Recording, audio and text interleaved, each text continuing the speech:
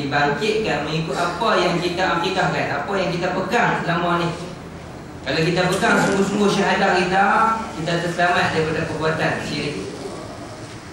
Kan? Sebab la ilaha illallah tu pada kalimah la ada penafian kita. Tak ada Tuhan lain yang layak untuk dikatakan Tuhan, yang layak untuk kita puji, yang layak untuk kita sembah, melainkan illallah, melainkan hanya Allah saja yang berhak memiliki segala sifat.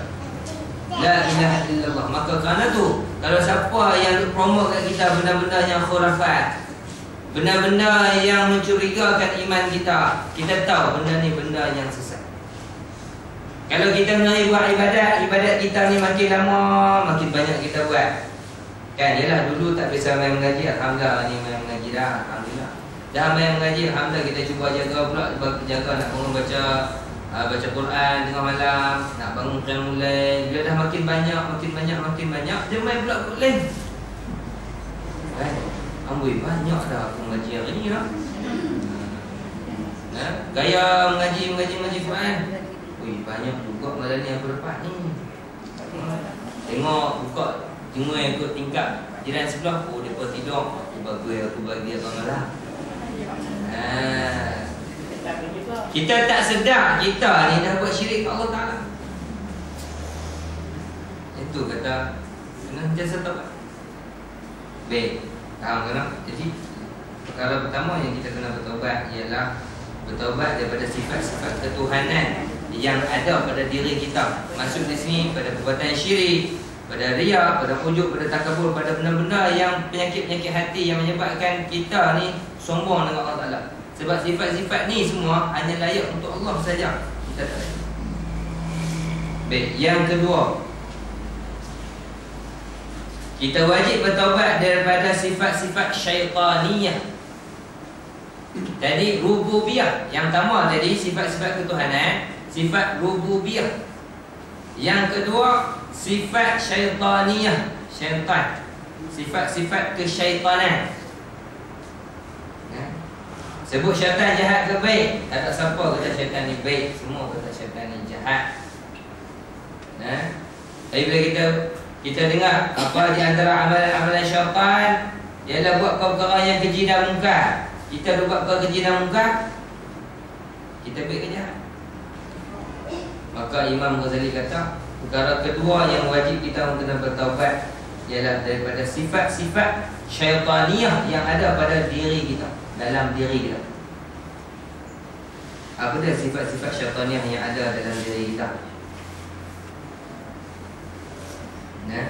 Syaitan ni perangai dia bukan hanya seronok bila kita buat jahat. Dia akan sentiasa suruh kita supaya ajak orang lain pun sama buat jahat. Itu perangai syaitan. Kita dah jahat dah, memang dah jahat dah, syaitan dah seronok dah. Tapi syaitan dia tak berhenti setakat tu. Dia akan suruh kita ajak orang lain sama buat jahat yang kita buat. Itu syaitan. Apa perangai ni? Antaranya dengki. Sifat dengki dalam diri kita wajib kita kena bertaubat daripada dia. Dengki ni, dengki, hasad, dengki. Apa maksud dengki?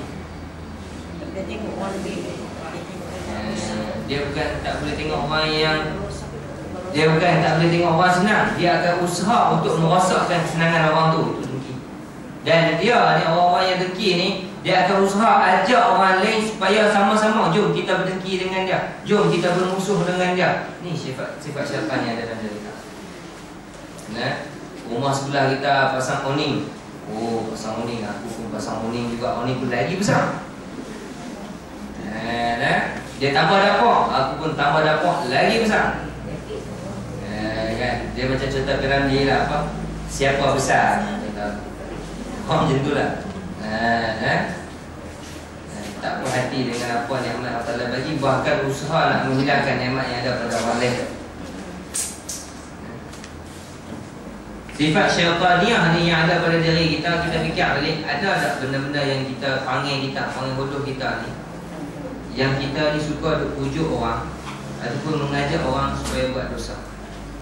Kita dah buat dosa tapi kita nak orang ni tumpang dosa sama dengan kita. Ada banyak. Nah, kalau orang lelaki orang lelaki contohlah dalam bab merokok kan. Kita merokok kan. Kita ajak kawan kita yang baru nak berhenti merokok ni, mai. Tak apa, hang berhenti merokok lah. Berhenti dah. Kita berhenti kot. Umur hang berapa? 30. Baru 30. Hari ni aku belajar. Betul ya? Hang belajar. Hang belajar betul. Betul ya anak rokok orang. Dan hip. Okey, dah jom. Betul ni? Betul. Okey lah hari ni lah. Hari ni je lah. Kita ajak orang buat jahat, kita akan dapat tumpang kejahatan sama. Walaupun kita tak buat, kita cuma suruh dia buat, kita dapat dosa sama macam mana dia buat. Itu juga perkara yang baik. Kita buat benda yang baik, tetapi kita tak buat pun, kita suruh orang buat, kita pun dapat pahala macam mana kawan tu buat. Contohlah, saya suruh orang mengaji Quran, saya tak mengaji Quran pun. Orang yang mengaji Quran disebabkan saya pesan, ingat pesanan saya pesan suruh mengaji Quran, dapat pahala. Dan saya juga mendapat pahala sama macam orang mengaji Quran. Cuma pahala dan kualiti dia taklah sama. Walaupun nilaian dia sama, kualiti dia tak sama lah. Lebih baik kalau kita negeri pun buat. Itulah Abang kata, perkara-perkara yang ada dalam diri kita ni, terutama dalam sifat syaitaniyah, kita nak kena elakkan dalam diri kita kan. Beza syaitaniyah dengan hawa nafsu kita dengan syaitan. Apa beza dia?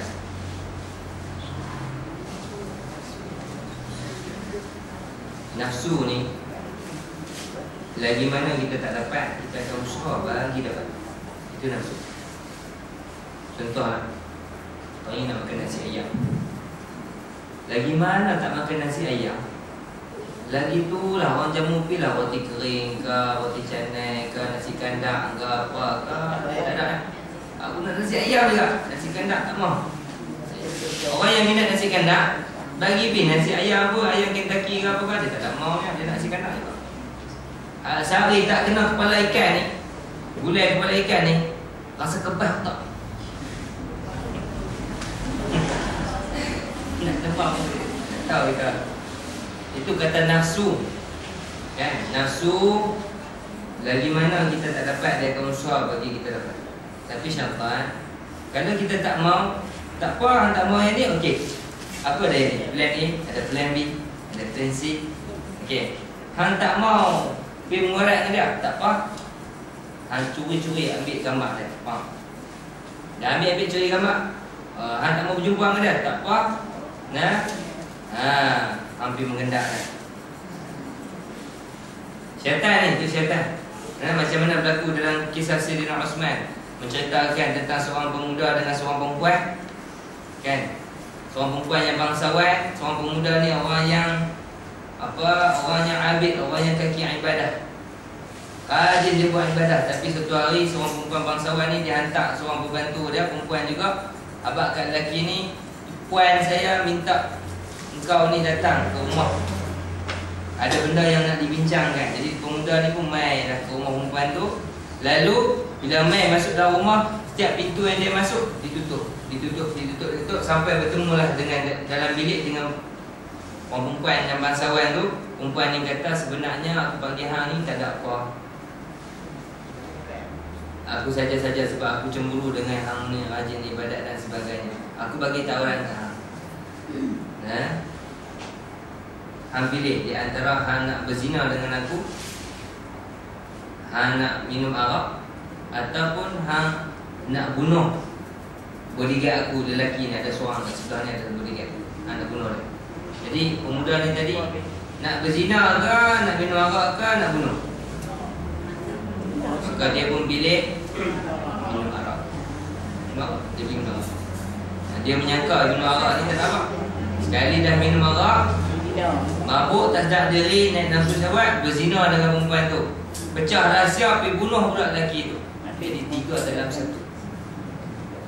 Daripada dosa yang kita tak buat, tiba-tiba kita jadi buat dosa pekis. Yang ni yang saya takut. Kita betul jaga dosa kan? Kita ni contohlah baca sobat ni, baca sobat. Usaha jaga ni tamu tengok dah yang aurat-aurat ni. Sebab minggu lepas kita mengaji, di antara pandangan yang Allah Ta'ala paling benci apa dah? Ingat lagi? Minggu lepas Ustaz Badrul beritahu. Minggu lepas saya tak main Ustaz.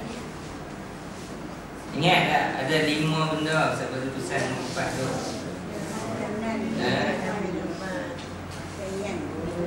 Bukan. 5 pandangan yang Allah paling benci yang kita kena elak dalam urusan dunia. Tengok orang yang lebih bawah. Dalam urusan akhirat, tengok orang yang lebih atas. Jadi kita tambah rajin. Lagi yang ketiga, sembahyang jangan tengok toleh kiri kanan. Lagi jaga mata daripada rumah orang. Masuk rumah orang, bila main rumah orang, jangan kita duduk beli tengok Assalamualaikum, Assalamualaikum. Tengok sebentar. Yang terakhir tu tengok aurat. Di antara benda yang Allah Ta'ala paling benci. Tapi benda ni yang kita rasa tak ada apa, sikit saja. Yang ni yang saya bimbang, kita rasa tak ada apa, tak ada apa, tak ada apa. Tapi disebabkan kita berkata tak ada apa ni, kita masuk syurga, masuk neraka disebabkan benda. Yang ni saya pesan untuk diri saya sendiri. Dan saya tahu kita semua sama ya. 2 kali 5, 5 kali 2. Kalau kita tak jaga sama ya. Hang ustaz ke, hang tak ustaz ke, sama ya? Sebab iman kita, bila kita dalam jamaah, iman kita kuat. Saya tak nafi dalam ni tak ada siapa tu yang nak buat maksiat ni. Ada siapa tu yang nak menolak? Ada siapa tu yang nak berzina? Tak ada. Confirm tak ada. Sebab kita berada dalam majlis ilmu. Majlis ini dinaungi malaikat. Balik lagi. Balik lagi. Masing-masing membawa haluan masing-masing. Balik rumah masing-masing. Buat apa di rumah, tengok apa, buka televisyen, cerita apa. Masa tu mula nak gelong. Dia mula pelan-pelan kan. Jadi ustaz pun balik rumah buka TV. Biar tak dulu.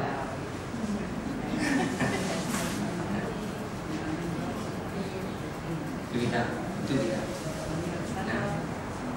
Tapi saya pesan ni supaya kita sedar bahawasanya benda ni bukan benda yang kecil. Benda ni nampak kecil tapi sebenarnya besar. Baik, yang ketiga, kita wajib bertaubat daripada sifat al-bahimah. Tadi syaitaniyah ni bahimah. Apa dia bahimah? Sifat-sifat kebinatangan yang ada dalam diri. Sifat-sifat kebinatangan ni apa? Syahwat, hawa nafsu, ya, tamak, halwa. Kira nak puas nafsu saja. Sama macam binatang. Binatang dia tak kira dah. Sebab mereka tak disyariatkan kena kahwin ke kena apa. Tak ada. Tapi kita ni, disebabkan kita ni terangkumlah kita ni dalam apa? Mukallaf syar'i. Ingat lagi tu. Saya saja sebut-sebut balik ni. Kita ada mukallaf syar'i dengan mukallaf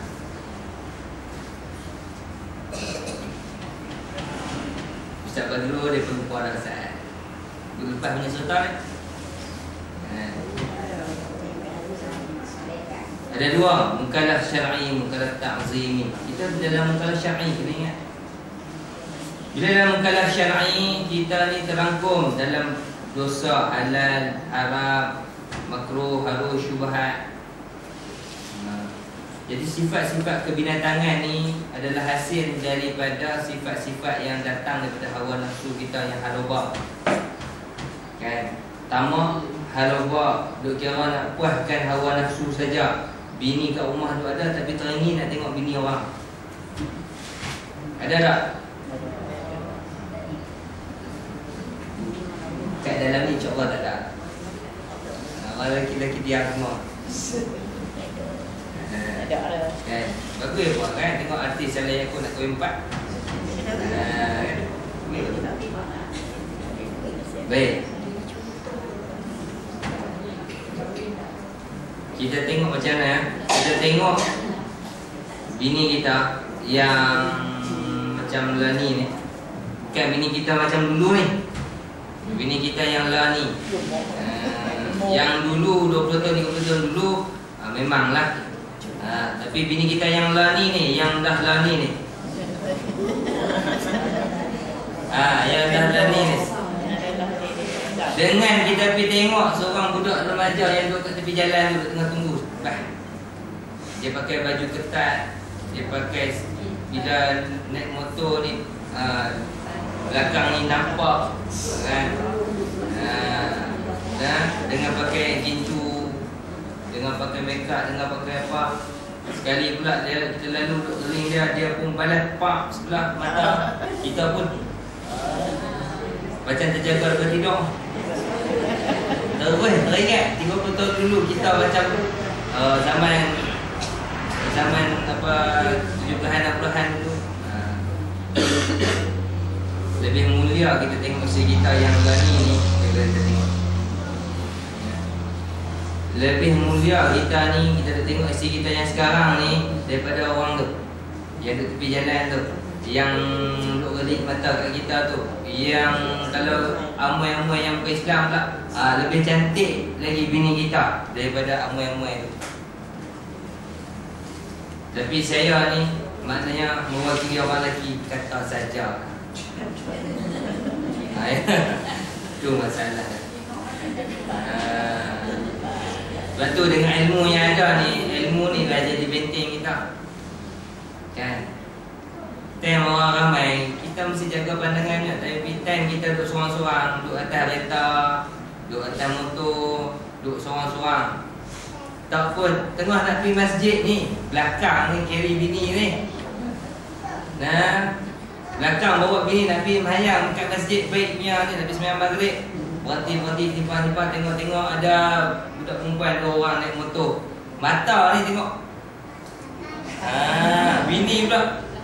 Abang tengok siapa bang? Tak ada lah tu. Jalan orang Tuhan buat tu, tak siap lagi. Bini kita tak tahu cerita kita. Kawan-kawan kita pun tak tahu cerita kita, rahsia kita. Tapi Allah sama. Tua-tua benda-benda lucah tak boleh tinggal. Siapa ni? Minta mahal lah kalau. Tapi memang benda-benda lucah tak boleh tinggal lagi. Tua-tua orang duk kata, duk balik cerita kawan-kawan yang pergi balik haji, yang hampa tahu dah segi hampa duk panggil macam ni. Esok hampa pergi Mekah, Kaabah tu hilang depan mata, hampa tahu. Orang duk balik macam cerita. Insaf sah. Bagi buat lagi. Ada tak? Ada. Yang tengok sahabat kemarin umur 62 tahun dengan 50 hari berkhaluat. Ingat tak sahabat kemarin dulu kan? Nah, berkhaluat. Umur lelaki tu umur 62, perempuan dalam 50-an. Berkhaluat. Lepas tu kantoi dengan Jabatan Pencegah Maksiat. Takut punya pasal, terjun, mati. Duduk tingkat 16, terjun jatuh tingkat 5. Laki itulah yang mati, yang umur 62. Lari takut kena tangkap dengan pencegah maksiat. Elok sungguh lah. Ini kalau sifat-sifat kebinatangan ni kita tak bertaubat daripada dah ikut hawa nafsu, jangan sangka ni Tok Wan pun boleh buat maksiat tu. Bukan cucu orang ni. Memang cucu orang ni buat dah kenal dah benda-benda yang kita ni dah kahwin-kahwin baru nak kenal. Depa ni yang tak kahwin ni, budak-budak sekolah rendah ni tahu lebih lagi. Balik cuba tengok, bukan nak kita tak tahu lah, cuba buat spot check, tengok dalam beg tu ada komik ke apa. Komik tu, cuba tengok komik yang RM2, RM3, RM2.5 tu. Tak apalah, cucu kita tak, anak kita tak. Jangan sampai macam tu. Tapi memang berlaku benda ni. Saya bisa tengok ada budak-budak yang mana dia bawa komik pergi sekolah. Komik tu komik lucah. Ya, komik lucah. Sungguh pun komik tu apa? Detektif Conan. Ya. Komik apa? Doraemon. Tapi yang komik punya dia tak ada potong-potong macam mana dalam TV. Dalam TV dia ada potong dalam komik. Ni. Dan budak-budak bila tengok benda ni cukup seronok ah. Dia tengok, oh main umur kawan. Kita cerita ni masa pengalaman aja dan tu banyak kat sekolah. Memang ada masalah. Kan? Dia pun tahu benda tu salah, tapi dia pun cuma anggap benda tu tak apa sebab komik saja. Yang tu salah kita. Yang tu salah dia pun. Salah mindset kita bila kita anggapkan benda tu sebagai benda yang ringan. Daripada benda yang ringan ni jadi benda berat. Baik, jadi jaga daripada sifat tahimiyah. Baik, yang keempat, kita wajib bertaubat daripada sifat sabu'iyah. Si ba ain ya ta sabu'iyah. Ada sabu'iyah? Sabu'iyah ni sifat kebuasan binatang liar. Sifat-sifat liar, sifat-sifat kebuasan yang ada pada binatang-binatang liar. Kita wajib bertaubat daripada sifat-sifat yang ada pada diri kita yang sama macam binatang-binatang liar. Dia ganas. Sat-sat kira nak pelempang tangan kira nak naik. Nah, sat-sat kira nak pi tumbuk, nak pi gaduh, nak pi macam. Sifat-sifat sabu'iyah ni asalnya ada pada binatang-binatang buah. Tapi ada pada diri orang Islam hari ni. Kalau kita tu baca paper tiap-tiap hari, boleh kata ada, mesti ada cerita yang tentang macam tu. Sat-sat mati ditikam, sat-sat kena isteri yang bila datang itu yang isteri kejut sembahyang subuh kena tikam. Ganas nak ganas suami. Ya, yang remaja-remaja pula dengar lagu-lagu gangster-gangster, lagu-lagu yang apa black metal, yang metal-metal apa semua ni. Lukis gambar tengkorak-tengkorak apa, pakai baju pun baju tengkorak. Ganas, tu baru ganas tak? Kalau tak tu tak ganas. Kita seronok ikut trend, tapi masa yang sama kita didik jiwa kita tu ke arah benda yang menyesatkan. Okay. Kita kawan kita bercakap ni, kawan-kawan sebaya yang belajar sama remaja. Dia ni kira skema sikit lah, budak skema lagi. Budak baik ni orang ni budak skema. Kan? Kira disiplin ni, jaga rambut pun jaga, apa semua jaga. Tapi bila dia bergaul dengan kawan-kawan yang perangai yang tak senonoh, dia mula belajar dah. Rambut tak biasa panjang, dia pergi jadi panjang. Kuku tak biasa nak taruh, dia taruh kuku. Kan? Dia pelan-pelan. Cara percakapan pun tak biasa dia cakap mencarut-mencarut. Kawan dia kata, apa dia ni? Apa barang ni? Cakap benda tak ada apa-apa ni, cakap bagi ni sikit. Keluarlah benda-benda mencarut, memaki hamu semua. Maka benda-benda ni merupakan sifat-sifat kebinatangan yang buas yang ada dalam diri kita. Yang duk jadi pembunuhan sampai tak rasa bersalah, yang duk jadi rogol, haruan makan anak. Nah, sumbang mahram. Sebab apa? Sifat kebinatangan yang buas ni kita tak buang dalam diri. Baik, itu 4 sifat yang wajib kita bertaubat daripada perbuatan-perbuatan ni, daripada ada dalam diri kita. Imam Ghazali juga dinyatakan golongan-golongan manusia. Tadi saya beritahu benda yang kita kena taubat. Sekarang ni nak beritahu pula, dah kita taubat dah, terpecah pula manusia ni pada 4 golongan lagi. 4 golongan lagi. Yang pertama, tingkatan yang pertama lebih tinggi daripada tingkatan seterusnya. Tingkatan yang paling bawah ialah tingkatan yang paling rendah iman. Baik, bila manusia dia dah bertaubat, saya kata dulu taubat dia ada 4 syarat. Yang pertama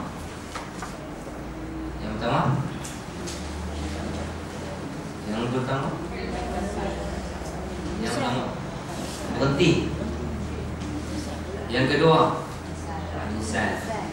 Yang ketiga berazam tak mengulang. Itu 3 syarat taubat Imam Nawawi.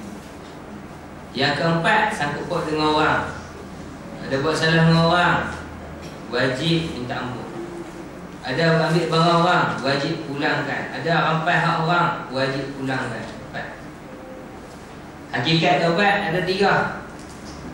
Ilmu, tahu benda tu salah, menyebabkan keadaan kita serba salah, menyebabkan perbuatan kita menambahkan amal kebaikan.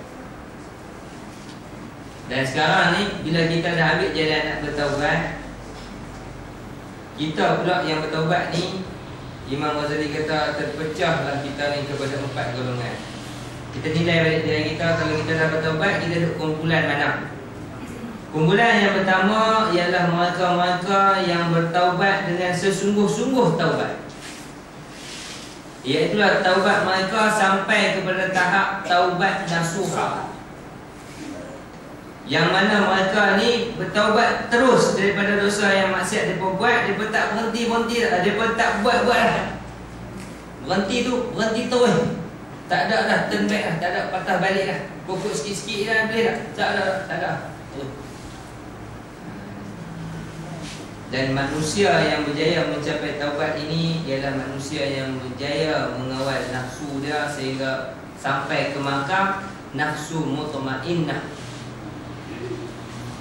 Nafsu mutmainnah.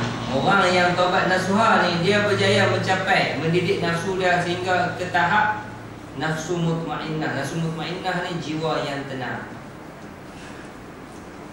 Mudah-mudahan kita dapat sampai makam ni. Jiwa yang tenang ni macam mana?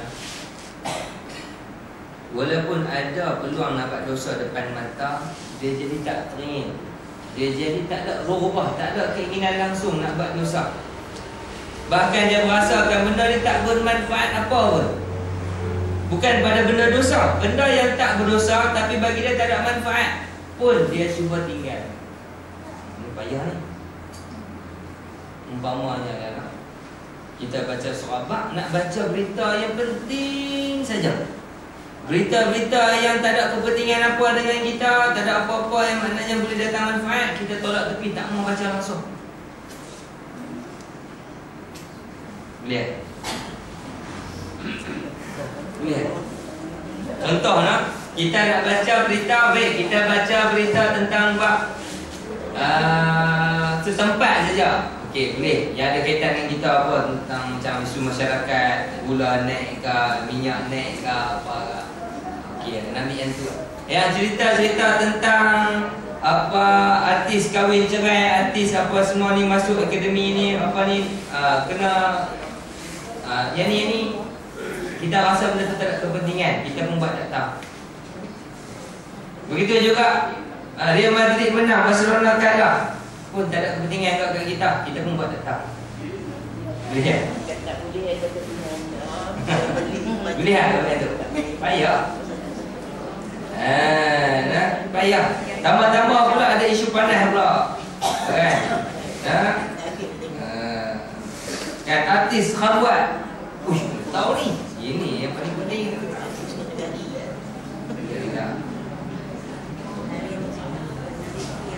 Dalam salah satu statistik yang dibuat, dan dia dalam berita lah, dalam berita kan, cuma parti dalam berita, contoh macam dalam harian Metro, berita harian, lagi berita apa lagi, harian Metro lah paling nampak sekali, harian Metro hari Ahad.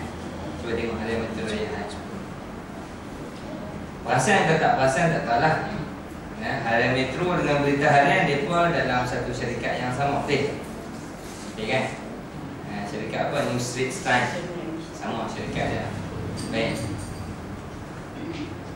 Dalam harian Metro ada berita yang kita tak mau tengok, tapi kena tengok juga sebab akan buka dia layan untuk berita apa. Betul macam.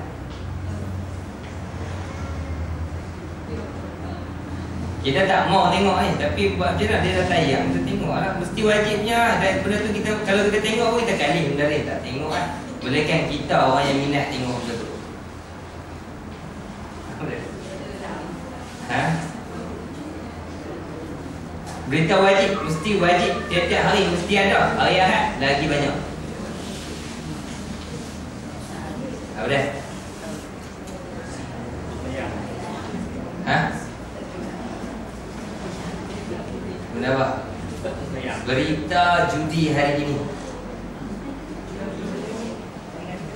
Pak D Toto. Kita nak tengok tak? Tak tengok tapi ada. Nah, kalau ada pun kita kali kita tengok. Tak salah kalau kita minat nak tengok kan. Tak, tu insya-Allah orang pasti ni insya-Allah. Kan?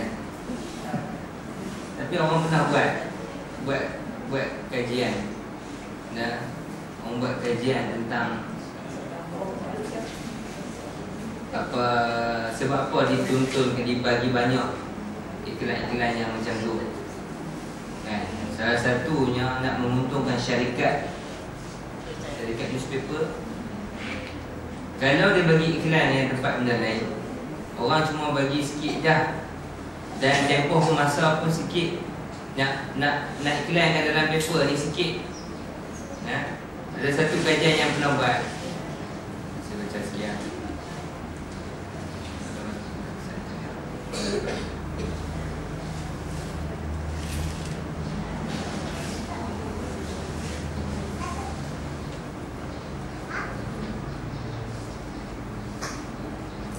Dan ni kalau nak boykot pun tak tahu lah, terpulang lah. Kalau nak boykot atau boykot pun terpulang lah. Contoh. Okay. Secara puratanya iklan yang disiarkan tu untuk apa, setiap hari, nah, iklan-iklan judi yang disiarkan tu untuk satu slot dia punya tu, untuk tempoh bagi setiap minggu, maknanya contohlah 1,100 harga dah iklan tu. Okay.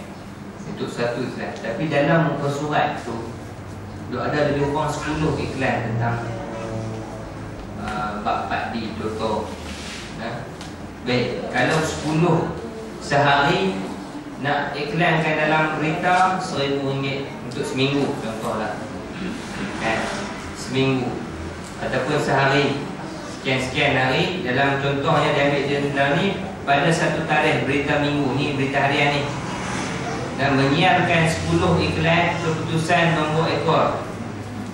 Setelah dijumlahkan, akhbar tersebut mendapat pendapatan iklan judi haram lebih 10,000.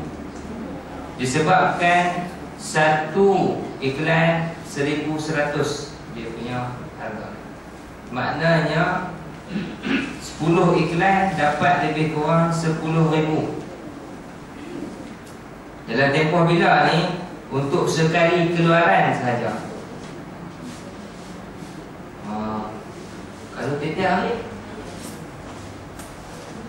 kalau sehari 10,000 dapat. Kalau tiap hari 30 hari. Oh, macam mana? Dan memang iklan judi ni tiap hari ada. Tiap hari lah. Nampak tak? Sekaligus cuba tengok, kalau harian Metro hari Ahad tebal lagi, kadang-kadang satu muka tu, cuma dia tak buat lagi berita judi hari ini. Itu ada dapat. Tapi muka surat tu satu muka dah pergi cakap pasal benda tu saja.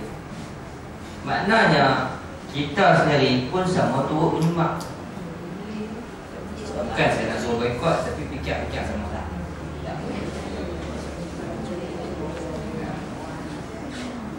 Kita tu antaranya. Lepas tu bila kita dah mengaji-mengaji ni, kena cuba kembangkan bilik kita punya ni. Jangan hanya ingat musuh Islam ni dia hanya kawal kita ni daripada sudut benda-benda yang kita nampak, benda yang kita tak perasan tu lagi banyak. Okay. Kita tak pernah terfikir lah sebab apa dah dibawakan berita-berita dalam ni banyak tentang bab hiburan, banyak bab dalam tu, bab dalam gambar-gambar tak tengok orang. Kalau dalam Cosmo pula mesti ada, dalam berita dunia ada mesti ada cerita pasal sikit-sikit, mesti ada yang bogel satu, yang apa black-black satu, dia mesti ada. Dia mesti ada. Salah satu berita tu mesti ada sangkut. Dia latih apa ni? Nak latih supaya orang ni walaupun dia baik, dia buat juga benda sikit. Dia latih supaya kita ni nanti jadi dua alam. Tak dua alam. Baik pun kita buat, jahat pun kita buat. Dua alam lah. Bersama dengan orang-orang yang macam ni, kita pun cakap cara agama. Sama-sama dengan orang yang macam ni, kita pun jadi macam ni. Dia dua alam. Hari ni jumpa dia dekat sini, duduk tengah duduk berkaraoke. Hari ni jumpa dekat tempat mengaji. Na'udzubillah. Ini bahaya dah, pelan-pelan. Kita mungkin tak nampak, tapi saya saja buka bagi kita. Dan saya tahu kita ni, dalam kita nak bertaubat ni pun kita dalam 4 golongan. Ni baru golongan yang pertama. Golongan yang pertama ni, mereka berjaya kekang semua benda. Mereka berjaya taubat nasuhah, berhenti terus. Dan mereka merasakan benda yang tak bermanfaat pun. Bagi mereka benda tu tak berdosa tapi tak bermanfaat. Contoh, Real Madrid menang ke kalah, dia tak kisah. Bukan ada manfaat apa kat dia, dia pun tak bagi pun kat dia bulan-bulan. Chong Wei lawan dengan Lingdan, siapa menang pun dia tak kisah. Bagi dia tak ada apa benda tu, maka dia buat tak tahu yang benda tu. Tapi kalau main dia tiba-tiba isu dulu macam isu IFC, wish, apa penyamarataan dalam agama, yang tu dah kena-mengena dia nak baca.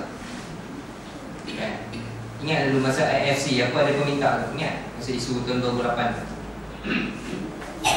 IFC pun tak ingat.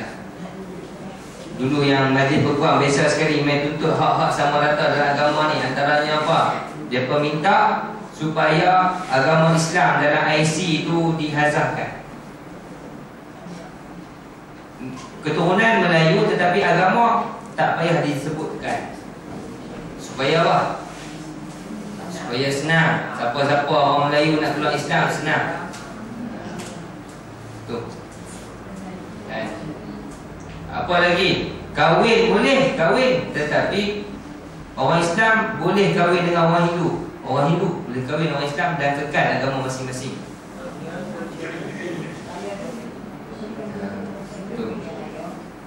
Kita macam kita lah kan, kita ni nak lawan Yahudi kan, Israel kan. Banyak Israel tu, boykot Israel. Orang yang boykot ni pakai baik punya I love NY, I love New York. Yang baik punya belakang ni tu dia dengan pakai apa benda tajam-tajam ni. Boykot tapi dia sendiri tu dah jadi Israel lah tanpa dia sedar. Baju dia, fashion dia, dengan gotiknya, dengan apa skinheadnya, dengan apa macam-macam kan. Dia dah jadi kita ni, kita dah di Israel kan tanpa kita sedar. Kan berapa lama duk makan tim Milo lah. Berapa lama duk minum Milo kan. Milo tu Nestle punya, Nestle tu siapa punya, Yahudi punya. Kan. Semua ni komputer Dell ni pun. Nampak kan? Komputer ni pun siapa punya? Yahudi. Tu kata kalau ada orang Islam boleh buat komputer, kita buka beli. Tu buku lama HPE nak tahu. Tapi tu abang kata daripada sistem persekolahan kita, bukan sistem persekolahan Islam, daripada sistem ni jual beli kita ni, muamalah ekonomi kita, bukan sistem ekonomi Islam. Pertumbuhan ekonomi Islam kita ni yang dibuat oleh perbankan Islam baru sekadar menumbuhkan 10% saja. Nak saing dengan konvensional tu baru 10% saja. Maknanya perlu pada mujahadah lagi, perlu pada supporter lagi. Kita kena support lagi perbankan Islam. Tapi tak, yang perbankan konvensional ni lagi mudah, dia berbanyak promo kat kita, lagi ringgit, lagi murah, lagi banyak dapat, lagi senang, tak ada banyak prosedur. Tapi benda ni ada riba, ada apa, kita pilih juga yang tu. Sebab apa? Kalau tidak tak pilih yang ni, tak masalah kereta Ustaz, tak masalah rumah sendiri Ustaz. Yang ni yang kita takut ni. Dunia ni menyebabkan kita mengaburi akhirat kita. Dunia ni menyebabkan kita seronok dengan dunia, dah kali akhirat kita ditambah kabur, dah kali hilang tu akhirat kita. Tak apalah kita ambil yang haram pun tak apa sikit saja, sekali saja kita berasa macam tu. Sedangkan dosa tu umpama kita ni mengharamkan benda yang halal, menghalalkan benda yang haram. Bila orang tak. Jangan orang tu tanya bila ni nak beli rumah negeri duk sewa, ya bila nak beli rumah. Kita perlu fikir banyak, bukan tak mau beli. Saya buat pinjaman konvensional. Kalau boleh buat pinjaman Islam, alhamdulillah. Dapat pinjaman Islam, insurans pula lah. Itu. Nampak tak? Biar kita susah sikit tak apa, tetapi Allah Ta'ala redha. Daripada kita senang lah ni, kita susah nanti. Sebab tu jangan sekali kita pandang hina orang yang susah tu, yang nampak susah, jangan kita pandang hina mereka. Dan jangan pula kita terlalu tinggikan sangat orang kaya ni sampai kita agung-agungkan mereka dan nak apa semua mereka lah yang berhak semua. Pada pandangan Allah, Allah Ta'ala tak pandang pun harta banyak mana. Innallaha la yanzur ila suwarikum wala ila amwalikum. Muka pun tak tengok, cantik kata. Amwal pun, harta benda pun tak tengok. Walakin yanzur ila qulubikum, hati-hati kamu dan juga amal soleh. Baik. Sikit. Alhamdulillah. Sabar. Yang kedua, kalau kita boleh yang pertama tadi, alhamdulillah. Baik. Golongan kedua, manusia yang bertaubat ni, dia bertaubat istiqamah tetapi belum mampu untuk berlepas diri daripada dosa. Yang tadi dia bertaubat istiqamah terus, tak buat dah, berhenti terus. Dan dosa tu tak berkait, dia tak ada bagi kesan dah dekat dia. Dia tak teringin dah nak tengok benda tak elok kawan. Bagi dia tak ada apa manfaat. Bagi dia cinta pada Allah lah, nak solat lah, hobi dia Quran lah, dia punya baca lah semua. Tapi golongan yang kedua ni dia lemah sikit. Dia bertaubat, dia juga mampu istiqamah lah. Istiqamah tetapi dalam beristiqamah tu dia tak sengaja terulang balik. Makna dari sini dia tidak mampu untuk berlepas diri daripada dosa, sehingga menyebabkan dia tak sengaja dalam duk jaga-jaga, tak sengaja terbuat dosa. Ini golongan yang kedua. Golongan kedua ni tingkatan nafsu dia ialah nafsu lawamah. Lawamah ni nafsu yang bawa kepada penyesalan. Kita menyesal sikit, buat balik semua balik. Kita dah buat lagi, menyesal balik. Nafsu lawamah dia turun naik. Orang-orang yang dalam peringkat macam ni, maknanya dia dah mampu macam kita, dah mampu istiqamah main mengaji paksi kan, alhamdulillah. Tapi dalam istiqamah ni, istiqamah tak? Istiqamah Mengaji tak? Mengaji tak pernah tinggal. Tapi benda jahat buat tak? Itu lah. Maknanya kita masih belum berlepas diri daripada dosa. Maknanya mungkin kita berada di tingkatan yang kedua ni. Baik. Tingkatan ketiga, ringkaskan lagi sikit. Dia bertaubat, kekal istiqamah. Tapi kemudiannya dikalahkan oleh syahwatnya. Akhirnya dia sengaja melakukan dosa. Yang kedua tadi dia tak sengaja, terbuat. Tertengok. Yang tu yang kedua. Yang ketiga ni dia tak ada dah dia tak dah, dia sengaja. Alah dah buka tengok lah. Sengaja. Taubat dah, istiqamah dah, tapi disebabkan terlalu istiqamah kan, dugaan lumai, akhirnya dia pun menyerah. Daripada tak sengaja, dia jadi sengaja. Memang dia sendiri nak pergi buka, nak pergi tengok. Memang dia sendiri nak pergi cari maksiat tu. Memang dia sendiri nak pergi buat dosa tu. Dia sendiri yang usaha nak buat dosa kan? Lepas tu kita, kalau ada hari tu kita sakit hati ke orang, tiba-tiba hari tu kita geram, gaya-gaya nak keluar rumah, adalah benda yang kita terhalang. tak buat kita ni. Adalah nak pergi kereta rosak. Bagi pergi ada kalau buat kerja lain. Mana tu tanda Allah Taala sayang. Ya, kawan ajak jom kita pergi ni, sini ada apa-apa, kita pun okey ke, boleh ke, aku tak bisa pergi. Kita pun pergi. Gaya-gaya nak pergi tu ada jadi apa-apa menyebabkan kita ni tak jadi pergi. Maknanya Allah Taala sayang kita. Jangan buat menunda je.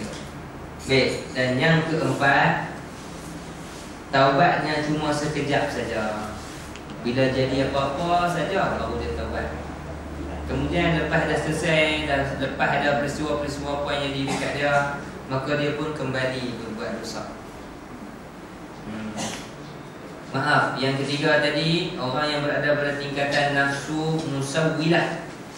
Nafsu musawwilah, iaitulah jiwa yang memerintah diri. Maksud memerintah diri, dia rasa dia tak mau. Last sekali dia yang pasrah, dia yang perintah diri dia buat dosa. Dia yang kawan suruh buat benda tak elok. Tapi yang keempat lagi teruk. Yang keempat ni dia bertaubat tapi hanya sekejap sahaja. Kemudian dia kembali buat dosa. Kembali dia buat dosa. Dan tak ada langsung sebarang penyesalan yang ada pada dia. Menyesal dia cuma pada dan ketikanya saja. Bila ada ahli keluarga dia meninggal, satulah dia menyesal.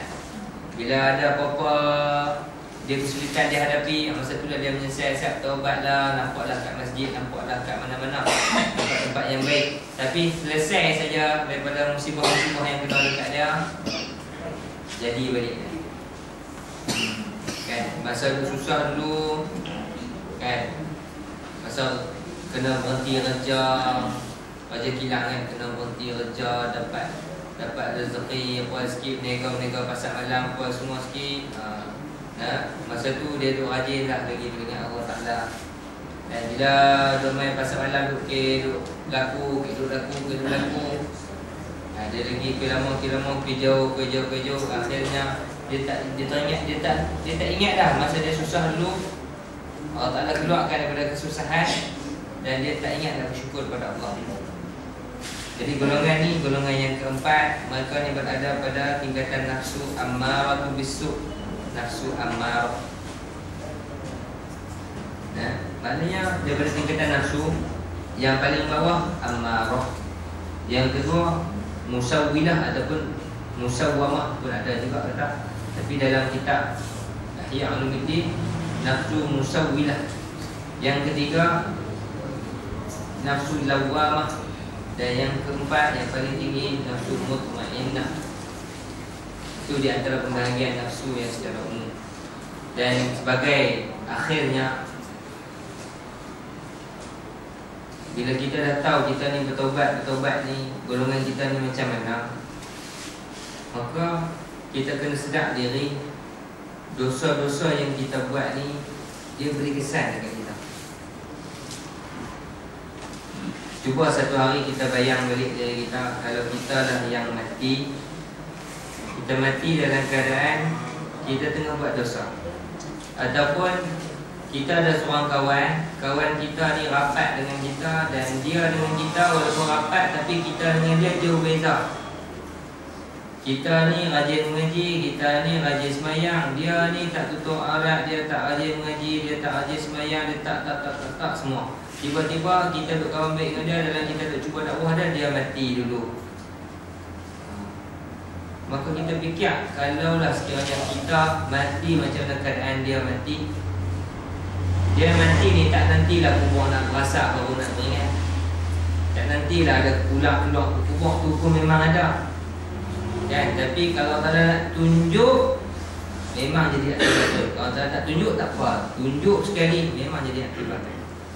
Lepas tu kita yang masih hidup, inilah peluang kita. Kita kena rasa kalau sebenarnya kita mati, lepas tak lepas kita ni, lepas tak lepas.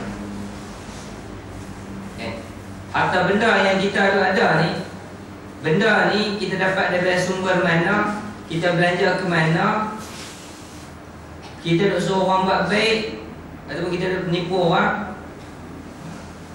Ada orang hidup dia atas duit tipu orang,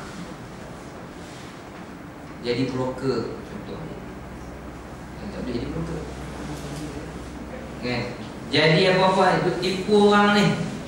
Abang kata, baik kami ni boleh nak bagi bantuan, boleh nak bagi bantuan untuk buat perbaiki masjid, perbaiki rumah.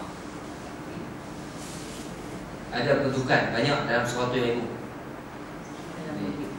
Jadi ahli-ahli masjid apa semua ni, okey, kamu semua berpakatlah cari orang siapa dia nak tukar, nanti barang kami sediakan. Kami sedia barang, kami main buat nilaian berapa ribu dia punya kos apa semua, kami semua buat. Kamu cuma tinggal cari orang untuk buat upah semua kami bayar. Sedap bunyi. Sedap.